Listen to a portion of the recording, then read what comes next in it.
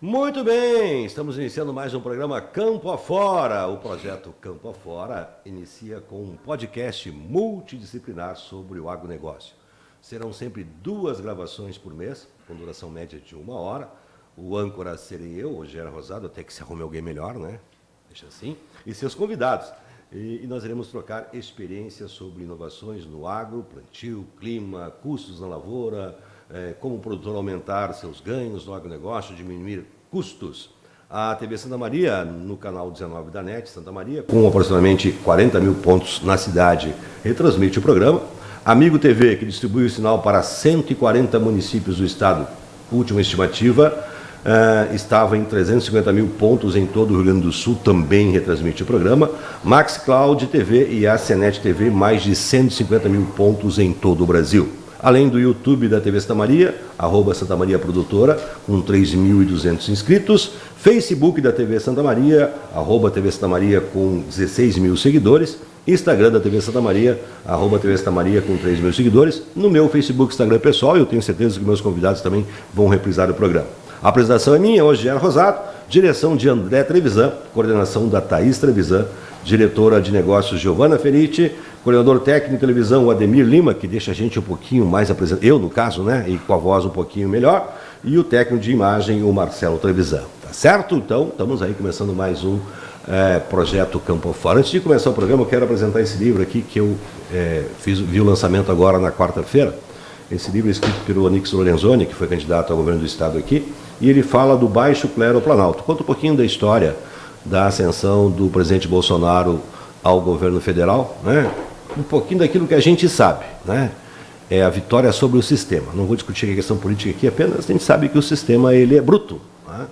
Se não fosse bruto, o Brasil seria o país que mandaria no mundo todo. Às vezes eu me pergunto, querem ou não querem um gigante desse, né, se despertar com vontade, como diz nosso hino, o mundo todo viria de joelhos aqui. Então, uns interesses. Mas vale a pena ler o livro, tá?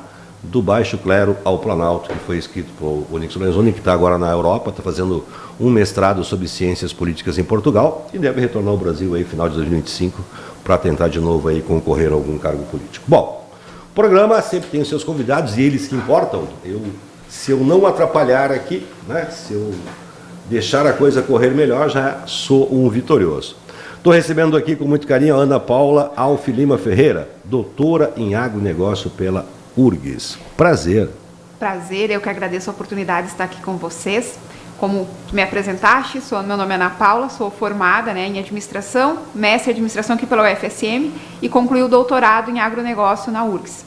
Meus pais sempre trabalharam dentro de propriedade rural, então eu sempre tive essa paixão pelo agro. Infelizmente, na época, não pude cursar agronomia, mas consegui, botar o pé oficialmente no agro, fazendo doutorado em agronegócio. Nos últimos 2 anos e 7 meses, também fui a primeira secretária mulher de Júlio de Castilhos, segunda maior produtora de soja do Rio Grande do Sul, primeira produtora de leite da bacia, aqui central, e terra de Daniel Teixeira. Então, tive a honra de conduzir a secretaria por 2 anos e 7 meses. Tivemos grandes desafios, que acho que depois a gente vai conversar um pouquinho, que foram os desafios de enfrentar 2 estiagens seguidas, E estamos aí, encantada e apaixonada sempre pelo setor do agronegócio. Com certeza, E quebrando paradigmas, o que é importante, Sim, exato. Também com o João Inar, conheci hoje também aqui na chegada, produtor rural de São Cepé, ex-técnico da Contrijuc, ele que é de Júlio de Castilho, mas reside há 20 anos já em São Cepé, é isso? Boa tarde. Eu resido hoje em São Cepé, mas eu convivi 40 anos em Júlio de Castilhos. Sou filho também de pequeno produtor, e fiz o técnico agrícola, com 15 para 16 anos, comecei o técnico agrícola, e daí não voltei mais à propriedade. Fui prestar serviço, na cooperativa de Júlio de Castilhos e concomitantemente fiz um curso de técnicas em agropecuárias, mas não, o curso de 2º grau não foi utilizado dentro do sistema técnico, e foi só o técnico, realmente o técnico agrícola. E trabalhei por 12 anos na cooperativa, e depois fui para São Cepé. São Cepé eu estou desde 96. Aí fui só para a área de produção de grãos. Tá certo. E aqui no meu lado do coração, porque eu nunca vou usar o outro nome, porque eu sou destro, eu sou direito, do lado do coração, meu querido amigo Mardônio Ferigolo, né? Essa figura fantástica que esteve aqui no primeiro programa com a gente, né? Eu boto ele do meu lado, sabe por quê? Porque eu tenho que segurar ele. Segurar. Uma hora é pouco para ele, né? Ele que é sócio administrador da Multi Rural Agro. Obrigado mais uma vez pela tua presença. Eu sei que não é fácil largar um negócio na sexta-feira, né? Obrigado por estar aqui, habilitando o programa de novo, Mardônio. E para ti, assim, vou trocar o coração de lado. Só na brincadeira, você brincou com o lado direito, você está no meu lado direito, então dizer assim, ó, o Rosado, no outro podcast, eu admirei pelo seu conhecimento. Ele tem trabalho, ação, fibra e talento. Faz as coisas hoje, não espera para amanhã, faz neste exato momento. Escute essa canção, te leva no coração no lado direito do meu peito. É do esquerdo, né? Mas eu troquei para o direito. O homem, além de tudo, é poeta. E aí, só apresentando, eu tenho uma história parecida com o João Inar, né? 13, 14 anos de cooperativa. E a cooperativa é uma escola. Nós, na Feira em São Cepé, nos encontramos, daí que dizem, vamos lá participar do podcast para levar o agro, a história bonita do agro, né? Que é o produtor como conservacionista, como de fazer sustentabilidade, de reserva de carbono, de proteger o solo, produzir alimentos. De produzir alimentos, que é uma missão importantíssima, e a gente sabe que eu também, a vida inteira, trabalhei desde de 14, 15 anos com o pai, daí vim estudar em Santa Maria, depois fui trabalhar na Campal, 13, 14 anos. A gente teve a oportunidade, a cooperativa é uma escola, porque às vezes eu comento que nós dizia assim, né, na cooperativa, eu e o João Sante, né, em dois, nós fazia vistoria de Proagro, que tinha, comentando com a reunião do Banco do Brasil, que teve um almoço do Banco do Brasil com o superintendente, aqui em Santa Maria, do que era a agricultura para fazer os ceros, a época do feijão, 350, 400 vistoria.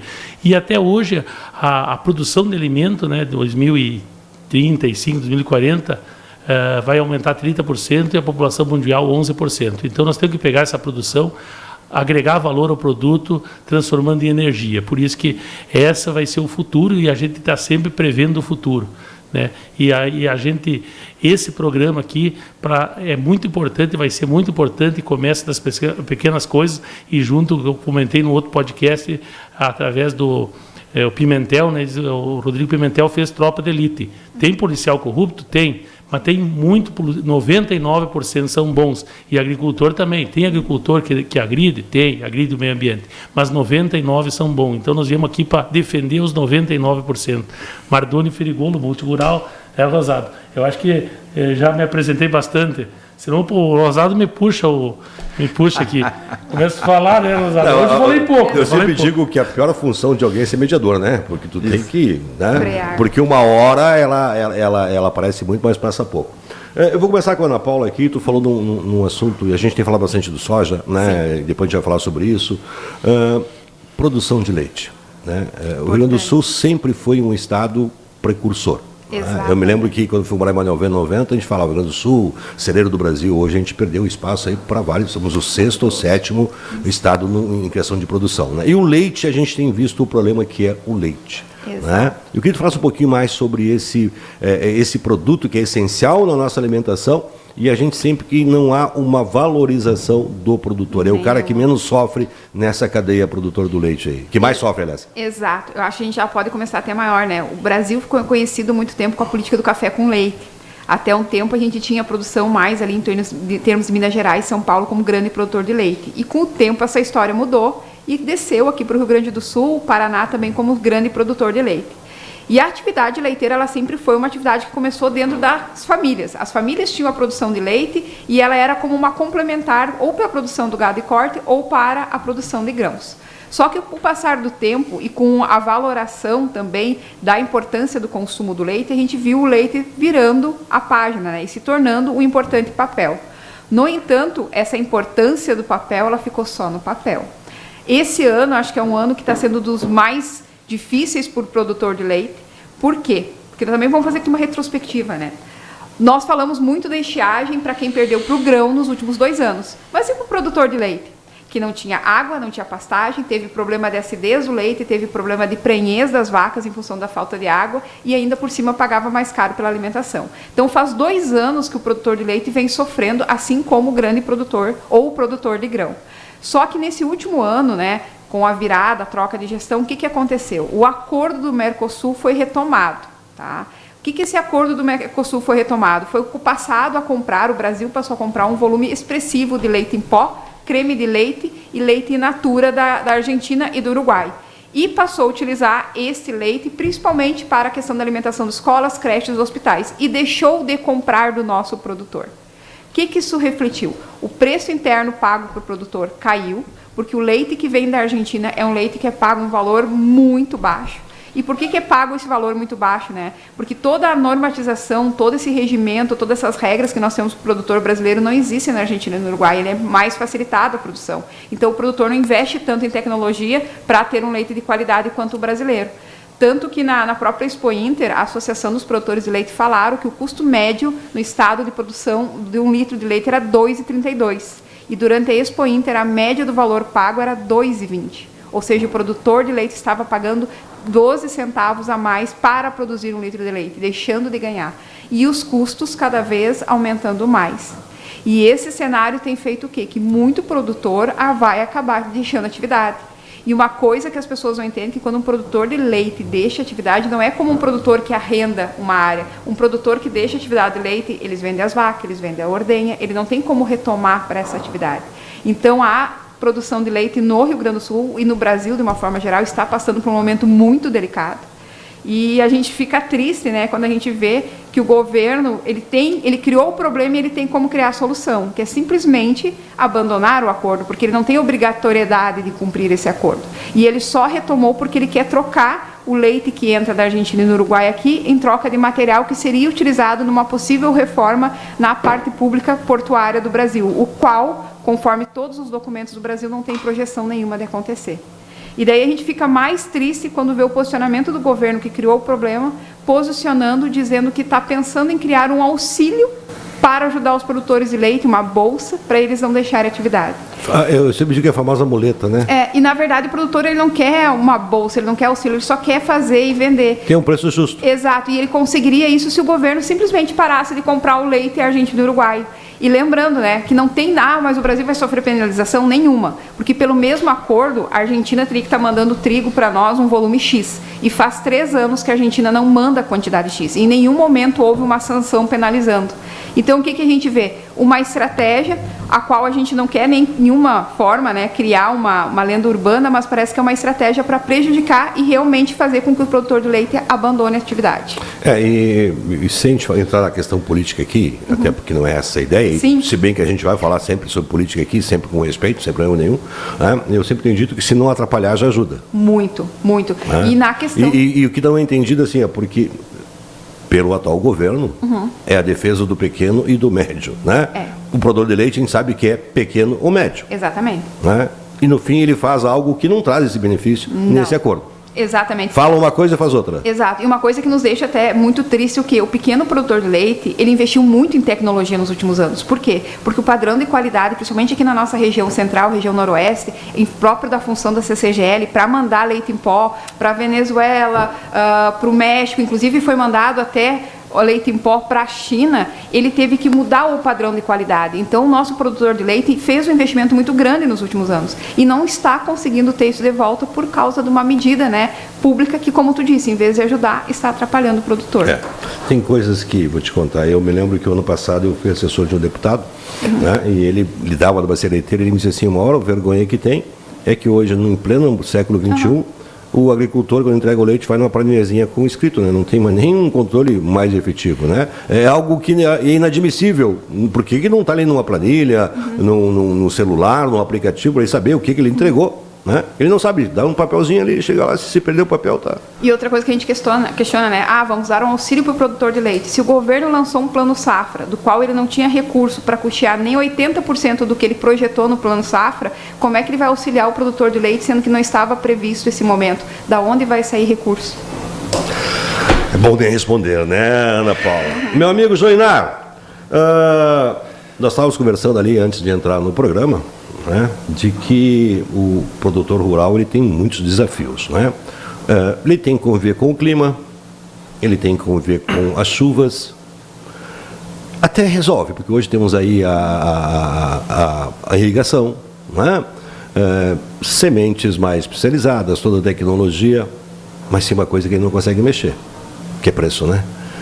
E isso é algo que preocupa porque não depende do produtor, não depende às vezes do governo, ele é um mercado mundial. Até depois eu vou ler aqui que eu recebi alguma coisa aqui. Fala pra gente como é que é conviver com todas essas incertezas, né? Que é olhando para o tempo, tendo que ter chuva na hora certa, sol na hora certa e, acima de tudo, depois ter um preço justo. Por que continuar sendo agricultor? Hoje, como é uma commodity, né? Nós temos o preço hoje, não é nós que colocamos o preço no produto. Então isso é muito complicado.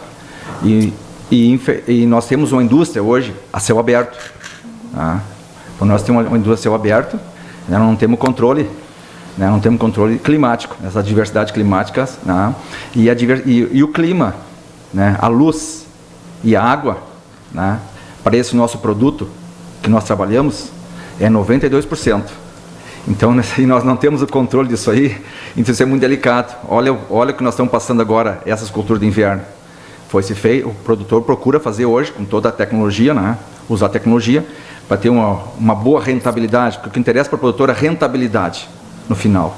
Tá? Mas mesmo ele fazendo bem a parte dele, né, o dever de casa, né, se o clima, olha a rasteira que está dando no produtor. Então é muito delicada essa questão. Né? Então o clima, e hoje, se falando em commodities, no caso da soja e também o milho e a proteína animal, né, como não é nós que controlamos, nós temos que procurar, digamos, fazer bem para dentro da porteira e também fora da porteira. Por isso que a nossa atividade, ela requer muito conhecimento, porque nós temos que conhecer de A a Z.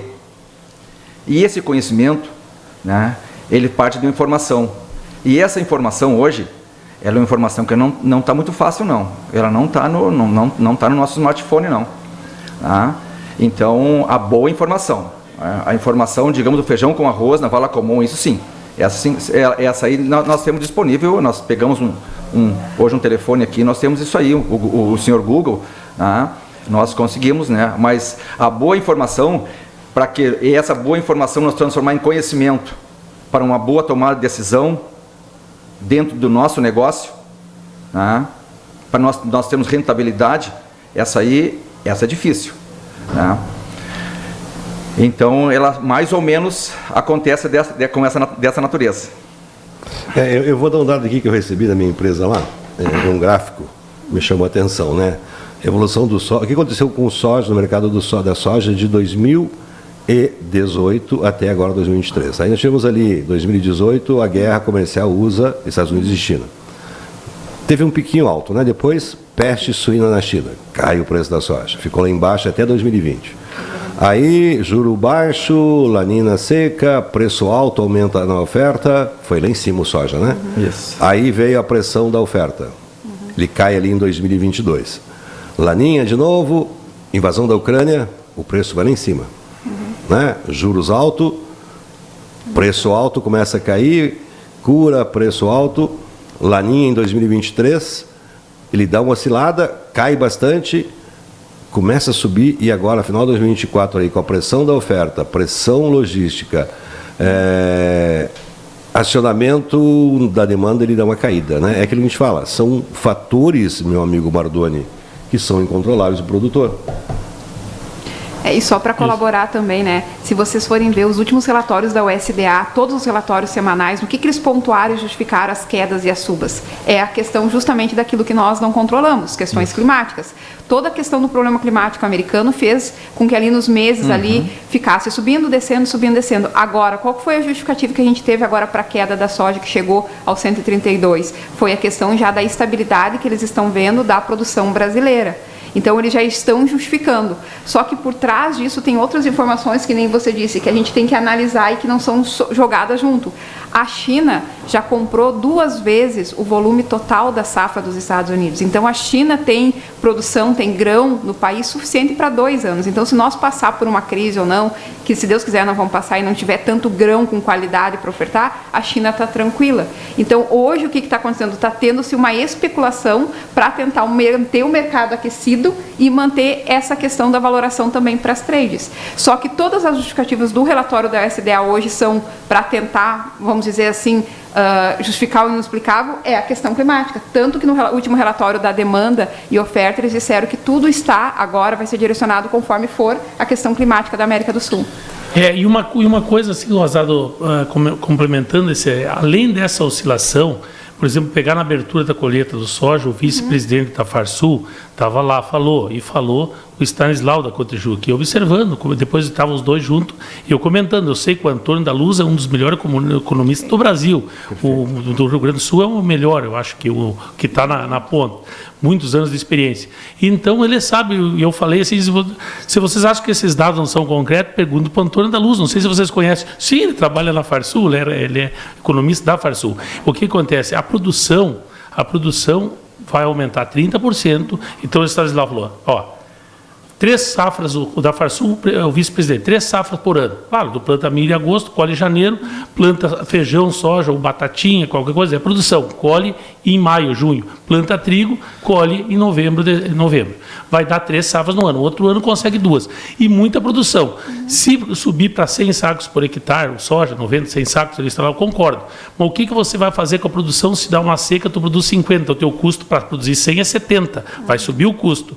E esse ano deu a diferença, assim, que o custo de produção, porque tem que trabalhar sempre com custo. Eu a vida inteira trabalhei com custo, porque eu fazia projeto e mentalizei. Desde ver o valor da máquina, a depreciação da máquina na mente, quanto vale. Então tinha o João Santos, trabalhava comigo da cooperativa, ele fazia parte do escritório a campo. Quanto vale o trator Valbeto 148, o caminhão 1113, a coletadeira tal. O que valia o trator? E aí o cara disse, tu sabe dos teus clientes, um dia passando, lá vai a máquina de tal, lá vai o caminhão de tal, mas como é que sabe? Os meus clientes eu sei que ano é o trator e você está com os pneus gastos ou não. De tanto que eu gostava. Quem corre porque gosta não se cansa. Então, saber isso aí, hoje eu fico brigando com custo. Porque se tu vai usar só o que precisa, não tem percevejo na lavoura, tu entrar com 1 litro de Connect. Não, bota um Decis, um Bulldog, estou falando marca comercial, tem outras marcas, porque da Bayer, nós trabalhamos mais com a Bayer, né? Então, assim, tu vai lá, usa, tu vai gastar R$5 contra 40. Então, o custo, para quem pagou 70 um litro secante no ano passado, esse ano 20, 22, vamos botar, são 3 vezes menos. O cloreto a 200, esse ano a R$100 quem comprou bem. Então o segredo é administrar o negócio, comprar por um preço bom, porque agora o soja a 135, 140 é mais que os 180, é mais que 250 o ano passado. Perfeito. E isso que tem que analisar, né? Perfeito. E aí falando, desculpa de cortar assim para terminar o raciocínio que o Rosado falou, o que acontece? Hoje, se chegar o projeto, a Ana trabalhou secretária de Cultura, nosso louco projeto, se analisar o projeto da Agrobio que está lá, está 4 meses engavetado, 5 meses em cima de uma mesa. Então os funcionários, tem funcionário bom, que nem eu disse, 99% dos produtores é bom. Daí está lá engavetado o projeto, a LP nós estamos esperando, o Banco do Brasil para tocar, que é o principal parceiro que nós estamos para fazer metade do valor, eles já disseram assim, metade nós vamos fazer. E quando o cara diz que faz tudo, não faz nada. Então eu fiquei contente com metade. E nós vamos nos outros bancos para conseguir mais 50 de um, 50 do outro, para chegar. O CAPEX do projeto é 500 milhões. Então está lá. Mas só que a licença ambiental está lá, vieram olhar agora, ver, mas tem aquela família humilde, correu um pouco de água. Tá bom, humilde tem que ajudar, mas a humildade para te transformar ele num cidadão decente, que tenha progresso, é botar a fábrica, são 2 mil no canteiro de obras, emprego, a dignidade se atravessa através do emprego e renda. Então, assim, o que tem que agilizar? Porque o cara que é funcionário de carreira, não, pensa bem, tu é o secretário, agora falta 3 anos, passou um ano, eleição, 3 anos tu está fora, eu estou aqui, eu tenho essa caneta na mão aqui, e aí tu vai pegar apoio político, falar pressiona, eles ficam mais raiva, aí arquivam mais um pouco. O que nós fizemos? Resolver esse problema de logística, que o porto está para ser dragado há 10 anos, o calado da Iara, por exemplo, era 18 metros, está em 15, e da Petrobras era 16, está em 13. Aí o navio Barramos foi aliviar o peso na Iara, na Dubos Trevo na época, para descarregar na Petrobras. Aí começaram a dragar, acharam um óleo meio preto lá, as garças podem morrer, não sei o que, lá, e pararam de dragar. Então nós temos um porto só no estado, tá para sair o outro, mas não está projeto, é investimento chinês, tudo bem, tomara que saia, mas nós temos que agilizar isso aí, as liberações para botar pivô, plantio de milho para fazer a rotação, concorda, Stanislau? Pergunta para o Antônio da Luz do projeto, para ti chegar sem saco, tem que fazer rotação com milho.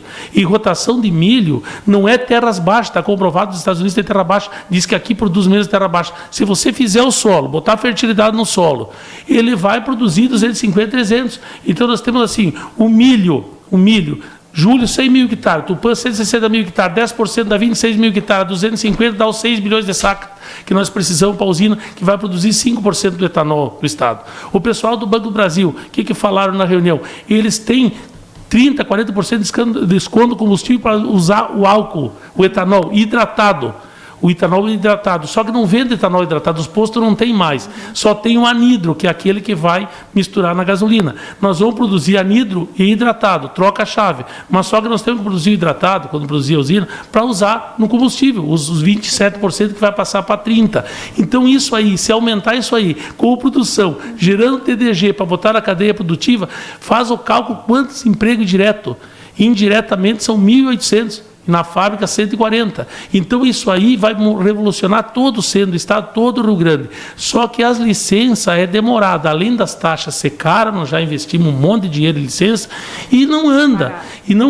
Então assim, isso vale para quê? Para dragar um rio que podia ter evitado as enchentes.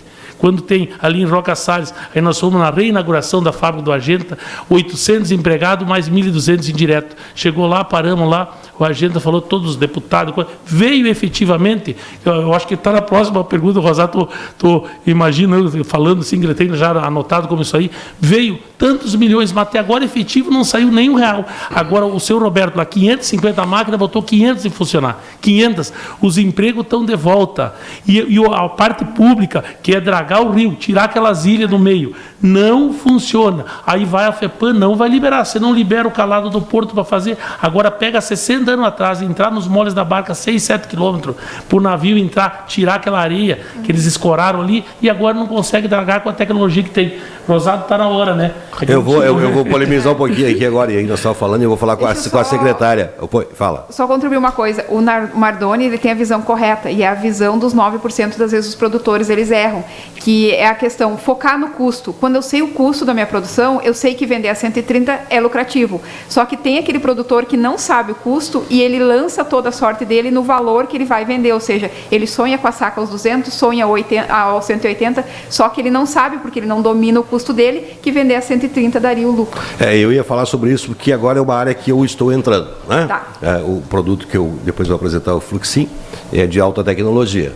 E nós estávamos conversando ali depois, antes de entrar aqui, que hoje um produtor paga 3,5 milhões para uma plantadeira, para uma colheitadeira, 2 milhões para um trator, 2 milhões para uma plantadeira, 2 milhões para um pulverizador. Onde é que passa todo o dinheiro dele? Nos bicos dos pulverizadores, né? Isso custa de 2 a 3 mil. E a gente sente hoje que eu estou nesse mercado, que é uma resistência hoje, não da maioria, mas falou dos 9%, né? Em investir em tecnologia e ter esse cuidado de eu minimizar o meu custo e maximizar a minha produção. Eu vou plantando assim como dá, eu vou jogar com a sorte. A sorte está jogada, como tu falou, no sol, na água, né? E nesses fatores que não tem. Como fazer, eu vou começar com a secretária primeiro aqui, que foi secretária e pôde, né, trabalhar com isso lá no município como Júlio, como fazer essa conscientização desses poucos, mas que, como dizia Martin Luther King, o mundo não vai ser destruído pelos bons, pelos bons que ficam quietos. Antes dela te responder, só me permite, já que falou calibragem, só para ter um exemplo assim, ó. Nós temos um pulverizador que nós pegamos na Santa Flora aqui, né? E tem um lá com a mesma marca, né? Um autopropelido, lá em São Cepela. E tá sempre assim, ó, nos capim, umas manchas que não controlam direito, mas vocês pulverizaram aqui, pulverizamos, mapei a certo, tem um problema de calibragem. Agora foi a menina da Bayer, contratada pela Bayer, eu estava com defeito na calibragem, ela ajeitou, tem horas que ia 20% mais, depois ia menos, então assim, o dessecante com 2,4-D, funcionava bem, porque a dosagem era maior, mas tu pega um fungicida, um graminicida, tipo um graminicida para controlar a folha estreita, quando é que era muito fechado, água, não controlava direito. Então, a calibragem que você falou, por isso quando ele falou de pulverizador, que é a linha que ele está trabalhando, isso aí é importantíssimo. Às vezes tu bota os fungicidas, os inseticidas, os herbicidas caros, e não funciona direito por causa de uma simples calibragem que não custou nada. A qualidade da aplicação é mais interessante, é mais importante que o próprio produto. Não adianta nós usar um produto de alta qualidade, alta performance, se nós não tiver o nosso equipamento bem calibrado. Então, a qualidade da aplicação hoje, isso é fundamental. Essa questão, né? E hoje nós temos ferramentas hoje que nos solucionam isso aí com facilidade. Agora, quando os guris escutar o podcast, por exemplo, assim, ó, os aplicadores são bons, são excelentes. Não iam deixar aqueles furos que tem. Nós temos o Field View, que controla o mapeamento, tudo. Como é que vai ficar aquelas coisas? Daí foi pensando em uma coisa simples, mas só que na ansiedade para aplicar, tu acaba aplicando mal. Então, essa assessoria que está prestando isso aí esse trabalho. A satisfação do produtor sempre foi a questão de tirar o dinheiro do bolso e pagar, leva na propriedade, entrega para o operador e tchau. Sem saber se o equipamento dele tem uma boa ponta, e não basta ser uma boa ponta. Ele tem que ter uma boa ponta e ela bem calibrada. E hoje nós temos essas ferramentas, nós temos na mão hoje. Só que o que é importante nisso aí é a informação. Exatamente. Eu faço, já vou partir dessa parte, eu faço uma analogia, e como eu trabalhei com indústria farmacêutica, daquele paciente que vai no médico, vou te dar um antibiótico, toma 3 vezes por dia durante 10 dias. O cara volta lá, não funcionou. Como é que toma 1 por dia? Bom, eu vou ter que te dar agora um mais forte, mais potente, porque o que tu tinha que bater está resistente, por mais tempo. E é o que acontece. Eu tenho 2 bicos, 50 centímetros cada bico, né? Isso dá uma área linear de 1 metro, né? Bota em 100 hectares. Eu tenho que botar 100 ml de um produto, eu boto 80. Eu vou criar resistência, vou ter que usar depois e aplicar com 120, ou vou deixar, eu vou ter um mato concorrente, tirando nutriente da minha planta e embuchando a minha máquina. Mas é só 2 biquinhos. Aí quando entupir, eu vou lá e pego um aramezinho. Cada vez está mais tecnológico os bicos, né? Mas eu vou encaminhar para ti essa questão assim, desta ainda resistência de uma parte, nós estamos falando do agricultor, em investir em tecnologia, em ter esse cuidado na ponta do lápis. Tenho 2 justificativas para ti, né? Depois que eu saí da secretaria, eu voltei a dar aula e eu também faço uma tabela de cotação de mercado que eu passo para os produtores. E eu vou usar essa tabela para chegar à tua resposta. E eu recebo, às vezes, pergunta, às vezes, dos produtores, tá, mas não vai subir mais, eu preciso que chegue a 150. Eu disse, tá, mas por que tu precisa de 150? Eu faço a pergunta, tá, mas qual é o teu custo de produção? Com que margem que tu está trabalhando? Por quanto tu precisa? Eu não sei, eu não fiz. Eu disse assim, então, é a história do dilema da Alice. Para quem não sabe onde vai, qualquer caminho serve. Isso. Tá? Então, tu tem que, no mínimo, saber disso para te saber para quando tu vai vender e para quem tu vai vender.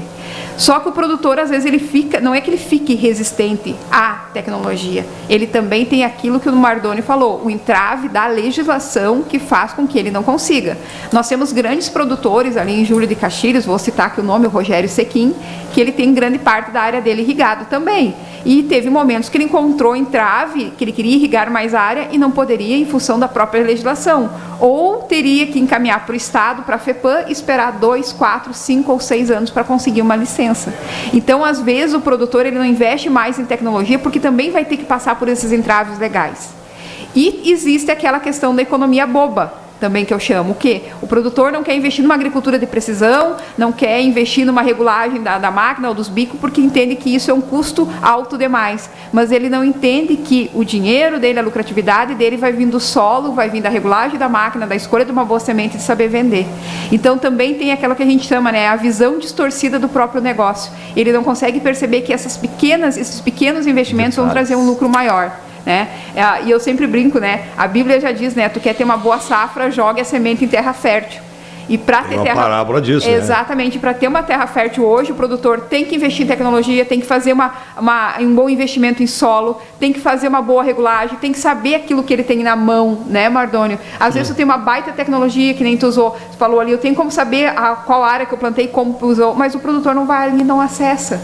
Tem acesso à questão de uma consultoria, mas não vai. Economia boa. É uma economia boa. Eu vou te provocar agora, Inara, e depois eu vou mentir aqui para um assunto que a gente falou aqui no programa passado com o Costa Beber.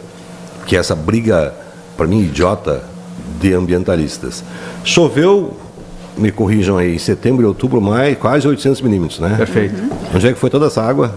Escorreu, foi para os mar. né? Para o mar. Mar. O mar está cheio, né? Isso. O mar está cheio. Estão dizendo que está subindo. Aí não pode Reter. uma água. Em áreas baixas, áreas EPP. Isso aí é uma questão, hoje, veja bem, a cultura da soja não precisa mais de 400 milímetros, bem distribuída, durante todo o ciclo dela.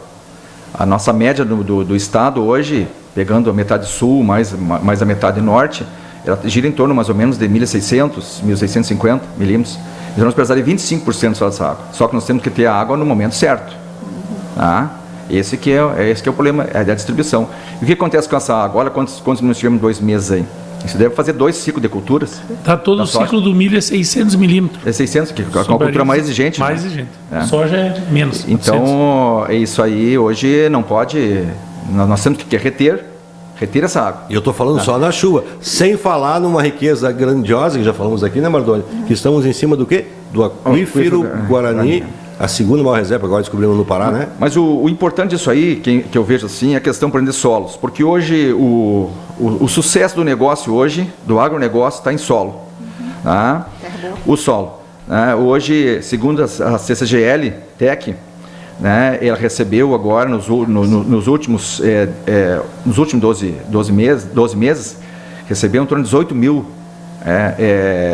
amostras de solo. Dessas 18 mil amostras de solos, né, 70%, 75% delas não apresentavam condições de pH o suficiente. Nós falamos no programa passado sobre isso. Vamos usar uma coisa simples que é um calcário. Que é o calcário. Então nós não estamos usando hoje, nós não estamos fazendo o dever de casa, nós não estamos fazendo o feijão com arroz bem feito. Porque essa aí, um solo corrigido, essa é abertura para todos os outros nutrientes. Nós Volta a Bíblia, né? Volta a Bíblia. Volta a Bíblia. Falta a Bíblia. Né? Então nós não estamos fazendo bem o feijão com arroz. O pessoal não tem na missa no domingo. E aí nós temos que saber, e aí depois o restante, porque se nós temos que fazer bem o nosso dever de casa, porque que é depois as outras tecnologias, que eu chamo as perfumarias, que as perfumarias que fazem a diferença, que faz nós chegar a 6 mil quilos, digamos, de grão por hectare. Né? Mas primeiro nós temos que corrigir solo. Né? A relação cálcio-magnésio é fundamental. Né? E o produtor está esquecendo isso aí. Aí nós falar, digamos, em outras tecnologias, eu acho que primeiro nós temos que ver os subsídios, os pré-requisitos, perdão. Né? Nós temos que ver os pré-requisitos para depois nos usar determinada tecnologia, porque não adianta usar uma tecnologia de ponta, sendo que o nosso sistema produtivo não está preparado para aquilo ali. O que nós vamos fazer? O que vai acontecer? Nós vamos só pagar por essa tecnologia, mas não vai nos entregar nada, mas nós estamos pagando. E aí que aumenta o nosso custo. Nós usamos nós geramos uma expectativa de colher 70, 80 sacos e na realidade vamos colher 50. Mas nós fizemos geramos um custo para colher 70, 80. Aí se for ver, não é em cima daquela tecnologia. É em cima, não temos solo. Primeiramente nós temos que construir solo. Aí eu vou te provocar, Mardoni, porque a gente sempre cobra do governo. E lógico que tem que cobrar do governo. E a gente conversou assim. Não atrapalhando já ajuda. De quem é a culpa disso? É das associações, das cooperativas, de quem que não está conseguindo criar essa conscientização? É sempre o culpado, eu vejo sempre a gente. Quando não funciona, é a pessoa. E a pessoa tem sempre de cobrar alguém. Só que, claro, às vezes trava, que nem a Ana falou lá, numa licença, mas é a gente o culpado, porque se eu estou lá na empresa, eu coloco o cara lá, o culpado sou eu. Só que eu tenho que cobrar, se não der certo, tem que trocar, ver o que está acontecendo. Então, assim, sempre é a gente. Mas eu vejo, assim, a pessoa de sucesso é a pessoa que vê o detalhe. Porque eu conversando com o cara da Blueville, ele falando assim, eu tenho um risoto, ele manda para o mundo inteiro, um arroz famoso. O risoto eu faço, um carreteiro. Eu pego a batata frita com cebola, deixo douradinha, eu pego os temperos, porque eu sei onde é que tem os temperos, vou lá, boto, pego a fraldinha, que vem ser o vazio, corto, que larga aquele suco da carne, ele deixa dourar, que fica dourado, e o arroz absorve aquele caldinho da carne e fica bom. Aí tu vê que o cara, é que nem a Giovana, que tu tem que botar o casaco para você ficar assim, que ela vai estar frio, vai estar o ar ligado. A pessoa que se preocupa com os detalhes, ela não erra, ela vai para frente. E o que eu vejo assim, por exemplo, nesses detalhes, principalmente o detalhe da comida, o cara já vê isso aí, o cara que sabe viver, que sabe produzir. Porque quando você falou do milho, quando nós colhemos milho 237 irrigado, esse ano nós queremos 280, mas 237, pegar a 90 estava o milho. Eu fui lá na Cotrijuc, lá, a R$90, ele baixou para 88, era visto. Então, eu tinha um parceiro não quis fazer, eu já tinha vendido a 88 e fiz para ele 84, a Cotrijuc já estava 78. Eu disse, não, eu te pago se tu quer vender. Vendeu um pouquinho só e deixou. Agora está 52. Na época, por exemplo, tinha uma área de sequeiro e uma irrigada. O de sequeiro deu 1.500 com 60 hectares. E o irrigado com 60 hectares deu 12 mil e pouco sacos. Uma variedade chegou a 237, outra 210. Vamos supor, na média, a parte irrigada, a 90, dá 20 mil por hectare. Se o soja, a 160, dá 12 mil por hectare. Será que 20 é mais que 12? E o custo na época era baixo, porque nós tínhamos, até o adubo, o ureia é um pouco mais caro, mas o resto do custo não era tão alto, e a pessoa não trabalha o custo. É que nem agora, quando o custo, se fosse fazer esse ano, o custo dá 2, o ano passado chegava a largar 4 mil por hectare no custeio, 4.500, mas o custo da lavoura dá 2.500 esse ano. Então a pessoa não entende custo, e o produtor, a maioria trabalha, mas não enxerga. É os detalhes, é aquele carreteiro com aquele suco da carne. Isso aí é tão verdade que é o seguinte, assim, o produtor, ele olha em reais, o produtor não tem que olhar em reais, ele tem que olhar a relação, porque a moeda dele é o grão, a moeda dele é litros de leite, a moeda deles é quilo, né, no caso do boi. Então tem que olhar, nós temos que olhar hoje o grão, qual é a relação? Hoje, bem como tu falou inicialmente ali, hoje nós vamos ter maior rentabilidade se nós tivermos uma safra normal esse ano do que os anos passados. E por isso que assim a gente trabalhou, digo, a Ana, eu conheci agora no projeto da usina, quando ela era secretária, lá em Júlio de Castilhos, e uma boa secretária, por sinal. Obrigada. e o João, no tempo da cooperativa, das reuniões, a gente passa ensinando, e quanto mais tu ensina, mais tu aprende. Então, assim, tu vai ensinando o cara, mas o que eu souber, o que eu puder ajudar, o que eu puder contribuir, eu ensino. Então, assim, se pegar, eu vejo assim, a pessoa, o Paulo Jeremias, que trabalha com o Di Paolo, as galeterias, agora está com 3, vai fazer a 4ª em São Paulo. Peguei para dar uma palestra num dia de campo. Um cara que faz restaurante e dá uma palestra para o agro, mas é assim, por exemplo, é o cara que sabe os detalhes e tudo relacionado como, eu fui assador, dormia dentro do restaurante, depois passei a garçom, ele fala daquele jeito, e agora ele é dono de uma rede de restaurante, mas porque ele aprendeu as etapas. Nós começamos ensinando os caras, e aqueles que ouviram, tu vê o progresso, e aquele que não ouviu, não vê o progresso. Então eu quero que os guri que trabalham comigo, todos eles eu estimulo a plantar uma parceria, uma lavoura, uma coisa, porque quando ele sabe fazer para ele sabe fazer para os outros, ele sempre vai ser bem sucedido na vida. E para fechar também essa questão tu falaste ali das chuvas, da legislação, né? De novo, acho que o pessoal às vezes faltou algumas aulas de ciências na 5ª ou 6ª série, ciclo da chuva. Para te chover, tu tem que ter umidade no solo. E para te reter umidade no solo, pela própria questão geográfica nós vamos reter nas áreas mais baixas. Então, quando os produtores pedem que eles querem fazer barramento nas áreas mais baixas, mas vão barrar e vão tirar para irrigar o milho, para irrigar o soja. Mas a própria cultura do milho, do soja, como outras, quando ela tira dessa área de barramento, ela vai fixar no solo. Retém. Fixou, né? Armazena no solo essa questão da água, renova o ciclo da chuva, chove e volta a água lá para o barramento. Então nós não queremos intervir em área da APP para explorar, nós queremos apenas manter o ciclo da chuva funcionando. E funcionando o ciclo da chuva, nós vamos ter a questão própria da produção. Tendo produção, dinheiro circulando. Eu entendo que a política, e isso é uma das coisas que eu vejo muito aqui no Brasil, e eu vou puxar agora para uma coisa que eu passei, que é a questão de tragédias, né? Se trabalha muito o pós. A prevenção não. Eu não procuro evitar, mas depois eu fico gastando muito mais para tentar botar uma tranca em porta arrombada. Eu sempre digo, se tu construir um vilarejo, uma cidade abaixo de uma barragem, a água ela tem que sair. Aconteceu Brumadinho, aconteceu Mariana, aconteceu aqui. Por mais que não abram o jogo e não vão abrir o jogo, quem conhece um pouquinho de, vocês são mais ou menos do que eu, de água, não sobe um rio 23 metros em poucas horas só com chuva. Eu morei na beira do Ibiqui, leva 3, 4 dias para isso, a não ser que seja um rio de montanha que tenha neve, que aí pode ter. Então, e isso é em tudo, né?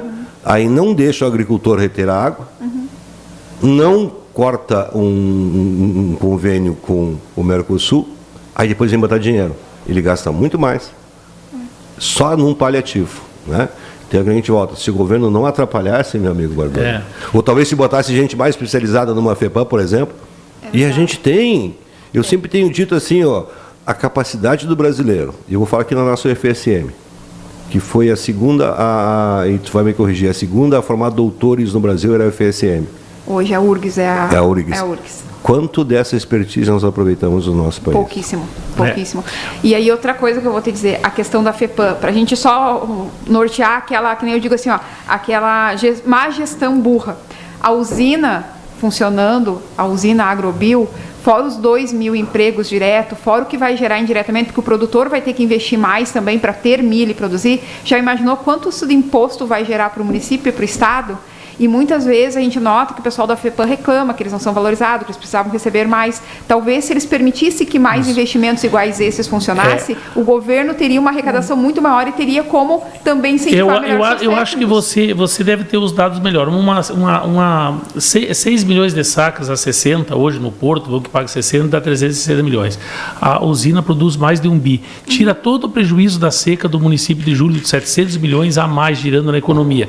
E acontece o seguinte, que quando o DDG vai para o coxo, que engorda o boi, o frigorífico vai bater mais, vai ter mais carne e o dinheiro circula aqui. Se nós não botar, vai vir uma multinacional, uma FS, uma Impasa, uma gigante americana, vai vir aqui, vai botar. E nós temos uma empresa genuinamente brasileira, gaúcha aqui, com os parceiros dispostos a investir. Então não dá para travar a licença, fazer acontecer. Mas o político tem exceção. Eu sempre digo, toda regra tem exceção. Mas eles gostam desse caos, dessas tragédias, que eles vão fazer de palco para discurso político. Eles não querem que funcione tudo normal. Se funcionar tudo normal, eles não têm mídia. Porque não tem, eles vão a mídia fazer o quê? É uma coisa que está claro que tem que fazer. Todo mundo sabe. Só que daí vão lá e ficam fazendo palanque e não faz o que tem que fazer. Por que precisar pressionar o político ir lá pedir para um funcionário que é funcionário do povo e diz assim, eu não vou fazer porque esse político não é do meu lado, e deixa a pastinha lá, bota outras por cima e deixa escondido. Aí 4 ou 5 meses para tirar de lá de baixo.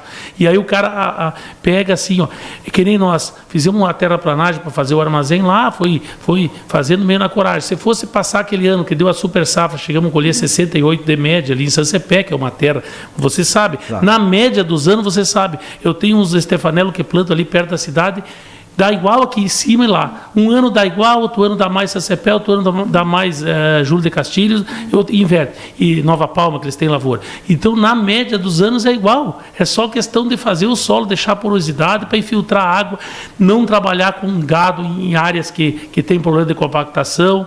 Daí tu agora com esse produto, tu industrializando o milho e pegando o subproduto, porque os Estados Unidos tu não vê quase gado na lavoura. Eles criam gado, eles comem carne também, mas eles comem, botam o gado no lugar que é para botar o gado, no confinamento. As vacas são tudo confinadas. E quando o governo, falando questão do leite, né, que eu vi lá um cara, 300 vacas de leite, elas vão por conta da leite, tem tecnologia mais que aqui. Isso em 2013, primeira vez que eu fui lá. Por exemplo, assim, mas eles pegam assim, ó, eles têm essa questão de custo, muito bem, né? Por exemplo, o cara diz assim, se o vizinho tem umas vacas, uma raça, não sei como é que é, mas vamos botar holandesa, 45 litros, e gasta 43, ele ganha 2 litros. Ele com a Gércia, uma vaca que come pouco, pequena, ele tira 25 litros, mas gasta 12, ou 14, sobra 10, 12 litros, enquanto o outro sobra 2 litros. Então não adianta tu colher 100 de soja gastando 90. É melhor tu colher 50 gastando 30. Exato. E esse aí que é o temos muito que avançar. Gente, como tem que avançar, o tempo voa, né? A gente tem 1 hora de programa e já passamos aí 48 minutos. Então eu vou ser obrigado aqui. Ana, 2 minutos para ti. Obrigado pela presença. Vai voltar outras vezes, porque com certeza teremos muito o que falar. Exato. Como a gente falou, né? A gente precisa falar mais e trazer as boas notícias através dos bons exemplos do agronegócio, para desmistificar principalmente para a geração mais jovem, né, que o agronegócio ele não é o vilão, o agronegócio é um setor que emprega, gera riqueza e gera alimento para o Brasil e para o mundo. E nós precisamos cada vez mais que pessoas se agreguem a esse setor e pessoas realmente interessadas no setor e não só na lucratividade que o segmento traz. E precisamos sim cada vez mais comunicar, falar da importância e ir em busca daquilo, como tu disse, para facilitar com que o produtor consiga produzir bem e comercializar bem. E continuar nas nossas orações, né, e pedir que o governo atrapalhe menos, né, e permita que o produtor faça e cada vez mais incentivar e permitir que o produtor tenha acesso a essa informação para que ele possa ter uma gestão melhor e ter uma lucratividade melhor no final do seu ano, né? Obrigado. E mais uma vez, obrigado pelo convite. Será sempre nossa convidada, tá? Joinar. Então, o agronegócio, como é a locomotiva do nosso país, né? E é o setor de maior importância, porque nós produzimos alimentos. Né? Temos que ter mais entidades que essa entidade prossiga, né? Levando informação ao produtor. O produtor precisa de informação.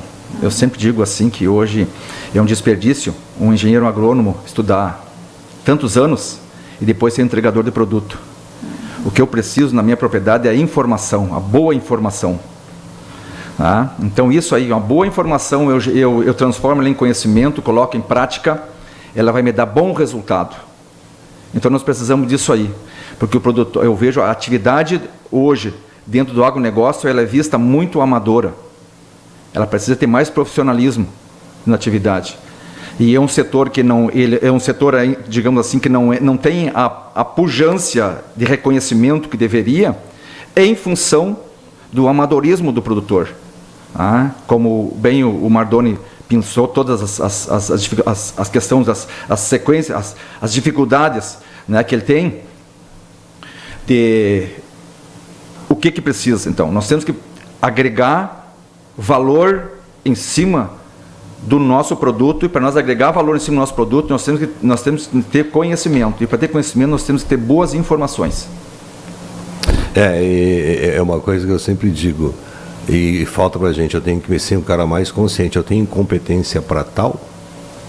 Perfeito. Eu tenho competência para isso, ou eu estou indo só porque eu vi todo mundo ir? Exato. E isso eu me lembro que me disseram um dia, o agricultor brasileiro é muito copiativo, seja criativo. Efeito manada. Efeito manada, né? E o que acontece nos últimos 5, 10 anos aqui, como a soja foi, a soja vamos plantar soja, a soja vale 150, vale R$200, aí todo mundo se intitulou como produtor, e não é assim. Não é assim. Hoje o produtor, nós temos que ser um empresário agrícola, né? A nossa propriedade, o nosso negócio hoje, ele tem que ter cuidado, digamos assim, maior cuidado do que uma própria empresa urbana. Por quê? Porque nós sofremos os efeitos do clima, efeito climático, nós temos uma diversidade climática. Então isso aí, ele faz com que nós temos que ter muita precisão. O nosso erro tem que ser margem zero. Mínimo. É quase como pilotar um avião, não pode errar nunca. Meu amigo Mardoni. Isso aí. Então, é uma alegria ter compartilhado essa mesa aqui com a Ana, secretária de Júlio de Castilhos, ex-secretário de Júlio de Castilhos, agora no momento, agora pesquisador de preço de produto. Sim, também. Exato. Economista. E o João Inar Melo, produtor lá de Sancepé, colega de cooperativa, né? Isso. Na Cotrijuc lá.